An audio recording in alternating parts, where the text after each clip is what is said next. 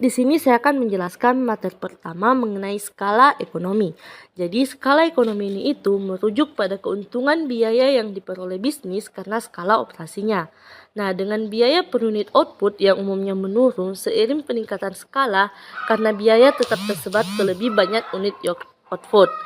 Nah, konsep ini terhubung dengan bagaimana perusahaan mengoptimalkan biaya produksi mereka dalam jangka panjang, yang mengarah pada harga yang kompetitif dan potensi keuntungan yang lebih tinggi seiring pertumbuhan mereka. Nah, seiring dengan perluasan bisnis, mereka dapat mencapai efisiensi dan produktivitas yang lebih besar, yang memengaruhi profitabilitas dan dinamika pangsa pasar. Materi selanjutnya yaitu faktor-faktor yang menimbulkan skala ekonomi. Yang pertama, spesialisasi faktor produksi. Perusahaan besar memungkinkan pekerja untuk fokus pada tugas-tugas tertentu, meningkatkan keterampilan dan efisiensi, berbeda dengan perusahaan kecil, di mana pekerja harus menjalankan beberapa tugas sekaligus. Bisa diambil contoh misalnya di pabrik mobil, ada pekerjaan yang khusus memasang mesin, ada yang memasang pintu, dan ada yang mengecat bodi. Spesialisasi ini membuat proses produksi lebih cepat dan efisien dibandingkan jika satu orang yang melakukan semua tugas. Selanjutnya itu pengurangan harga bahan mentah dan kebutuhan produksi lainnya. Pembelian dalam jumlah besar memberikan keuntungan harga yang lebih murah, sehingga mengurangi biaya produksi per unit. Bisa diambil contoh misalnya sebuah pabrik roti besar dapat membeli tepung dalam jumlah ton dengan harga yang jauh lebih murah per kilonya, dibandingkan dengan toko roti kecil yang hanya membeli beberapa karung tepung saja. Dan yang ketiga yaitu pemanfaatan produk sampingan atau byproduct. Dalam perusahaan besar, residu atau limbah dari proses produksi dapat diproses menjadi produk sampingan yang berguna, menurunkan biaya produksi secara keseluruhan. Contohnya, pabrik pengelola kelapa sawit dapat mengelola limbah sabut kelapa menjadi bahan bakar atau pupuk. Dan yang terakhir yaitu perkembangan usaha lainnya. Perusahaan besar sering mendorong munculnya usaha lain yang menyediakan barang atau fasilitas yang dibutuhkan, menciptakan efisiensi yang lebih besar dalam rantai produksi. Namun, penting untuk diingat bahwa skala ekonomi memiliki batasnya.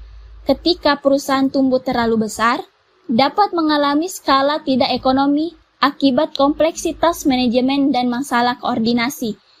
Materi selanjutnya yaitu skala tidak ekonomi, atau biasa disebut dengan diseconomies of scale. Skala ini terjadi ketika peningkatan produksi menyebabkan biaya produksi rata-rata meningkat. Keadaan ini sering disebabkan oleh kompleksitas dalam mengatur perusahaan yang telah berkembang sangat besar, yang mengurangi efisiensi operasional. Skala tidak ekonomi adalah kebalikan dari skala ekonomi. Ketika entitas mengalami skala ekonomi, biaya rata-rata jangka panjang berkurang dengan meningkatnya volume produksi, dan sebaliknya terjadi dalam kasus skala tidak ekonomis. Baik, materi selanjutnya yaitu bentuk kurva Long Run Average Cost atau LRAC. Nah, terdapat 3 bentuk umum dari kurva LRAC yang menggambarkan hubungan antara skala ekonomi dan skala tidak ekonomi. Nah, yang pertama yaitu kurva LRAC yang cepat menurun dan cepat meningkat.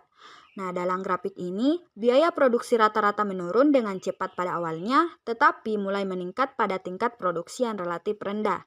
Ini menggambarkan industri dengan banyak perusahaan kecil di mana sedikit peningkatan produksi sudah memberikan keuntungan skala. Nah, kedua adalah kurva LRAC datar. Pada awalnya, skala ekonomi menguntungkan, tetapi keuntungan ini tidak bertahan lama. Setelah mencapai tingkat produksi tertentu, kurva menjadi datar, menunjukkan bahwa skala tidak ekonomi belum mulai mempengaruhi efisiensi. Industri ini terdiri dari beberapa perusahaan besar dan kecil. Nah, untuk kurva terakhir, saya alihkan ke pemateri berikutnya. Nah, masih pada bentuk kurva Long Run Average Cost atau kurva LRAC. Di sini saya akan membahas mengenai kurva terakhirnya, yakni kurva LRAC yang meningkat. Nah, kurva ini tuh menunjukkan bahwa industri terdiri dari perusahaan-perusahaan yang sangat besar dan jumlahnya relatif sedikit. Pada titik ini, skala tidak ekonomi sudah dominan dan peningkatan produksi menyebabkan biaya rata-rata terus meningkat. Jadi secara keseluruhan, sifat skala ekonomi dan skala tidak ekonomi adalah faktor penting dalam menentukan jumlah perusahaan dalam suatu industri dan mempengaruhi bentuk kurva biaya total rata-rata yang dihadapi oleh perusahaan-perusahaan tersebut. Mungkin cukup sekian yang sempat saya sampaikan. Materi yang saya bawakan tadi menjadi penutup dari pemaparan materi yang kami bawakan mengenai skala ekonomi dan tidak ekonomi. Kami kelompok 7 pamit undur diri. Wassalamualaikum warahmatullahi wabarakatuh.